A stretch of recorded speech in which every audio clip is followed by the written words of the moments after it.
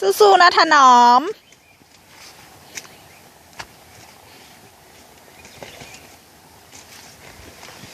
ใส่ปุ๋ยเรื่อยๆนะคะตอนนี้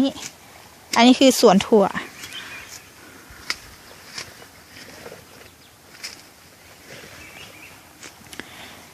แม่ตอนนี้แม่ก็ไปครอบแตงโมส่วนพ่อก็ใส่ปุ๋ยพ่อใส่ปุ๋ยถั่วฝักยาวพ่อก็จะบ่นไปเรื่อยๆนะคะว่าเราบ้างจิตเวชบ้างแต่เราไม่แคร์นะคะเพราะว่าเราเป็นแบบนั้นจริงๆไม่ใช่แต่ก็จริงนะงั้นคงไม่ได้เข้าโรงพยาบาลนะคะ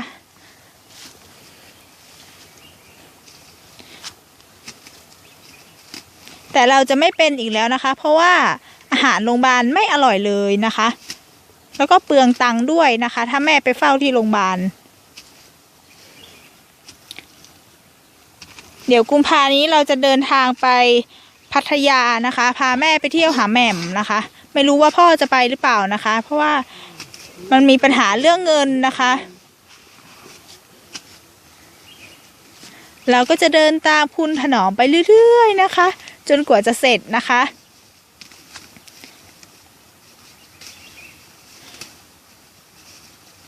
ตอนนี้นะคะ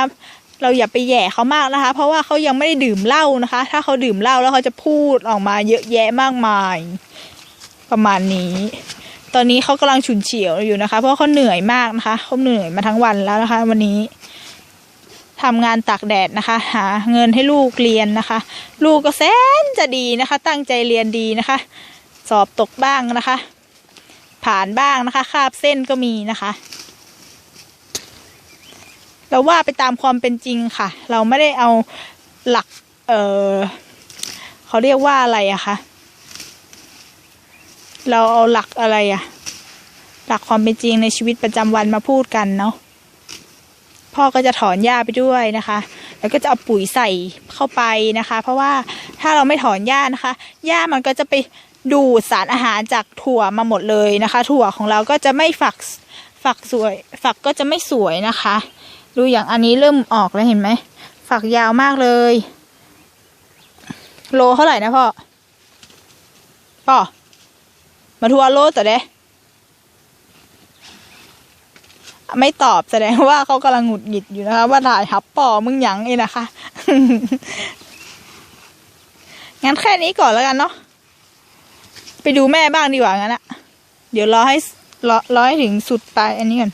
สุดไล่อันนี้ก่อนแล้วเราจะไปถ่ายแม่กันอันนี้คือสวนถั่วของพ่อกับแม่นะคะมันก็จะเป็นแปลงแบบนี้แหละ ตอนนี้ก็ไม่ค่อยสบายเท่าไหร่นะคะไอเจ็บอกไอเชื่อจุกทุกที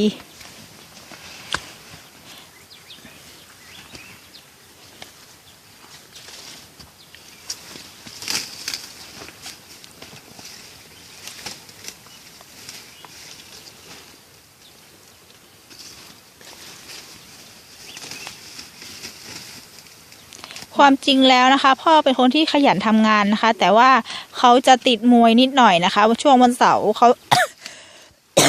ว่าแล้วก็ไอนะคะส่วนวันเสาร์อาทิตย์นี้เขาจะไม่ออกมาทำงานเลยเพราะว่าเขาจะนอนดูมวย